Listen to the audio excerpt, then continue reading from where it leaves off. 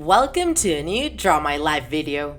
In northern Ukraine, 16 kilometers from the border with Belarus, there is a place that went from being home to 14,000 people to becoming a ghost town. And thousands of years still need to pass by before it becomes habitable again. The city of Pripyat was the place chosen for the hundreds of workers of the Vladimir Ilyich Lenin nuclear power station, in the outskirts of Chernobyl. On April 26, 1986, the most serious nuclear accident in history took place, provoked by the explosion of one of its reactors after a change of errors in the security systems. It was one of the most important plants of the kind back in the day, and that day they were carrying out a drill on how to react to a cut of electric supply. The objective was maintaining the activity of one of the reactors with a limited flow of energy. But what in the beginning was going to be a routinary task ended up being the start of a real nightmare. The drill went normally until there was a blackout in one of the plants, which made them postpone it until the night. However, the night staff hadn't been properly trained for it. One of the reactors suffered a power cut and was temporarily deactivated. Even though the workers managed to stabilize it at 1:24 a.m., the reactor suffered an accumulation of hydrogen inside and provoked two explosions. The vapor generated by the first explosion destroyed the concrete ceiling, and the second one only aggravated the circumstances. Two people died instantly, and the radiation was released really fast.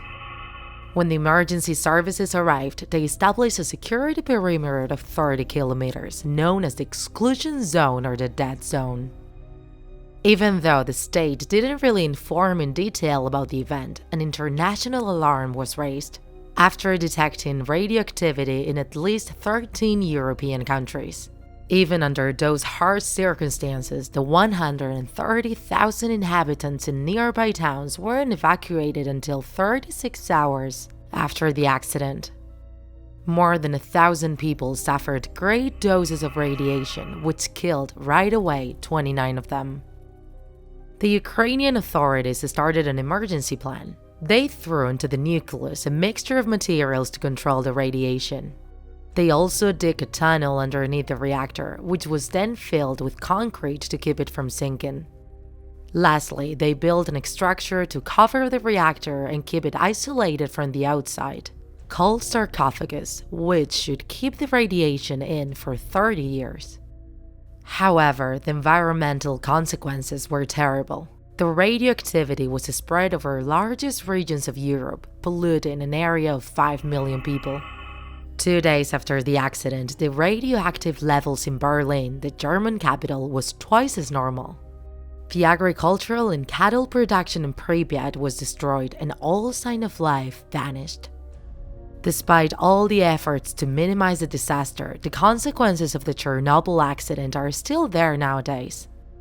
Even though officially there were only 31 direct deaths, almost 500,000 people were severely affected. Lots of them developed different diseases such as cancer, and several women gave birth to babies with deformities. However, there are long-term consequences upon health and the environment that are really difficult to take into account. Some estimations say the explosion was 500 times bigger than the one provoked by the atomic bomb in Hiroshima in 1945. In November 2016, 32 years after the tragedy, a new sarcophagus was inaugurated, which should stop the radiation for at least 100 years. However, much longer is needed for nature to heal. For now, only some families have dared to come close to it, despite the warnings from the government. It looks like only tourism is taking advantage of Chernobyl, a place where time seems to have frozen forever.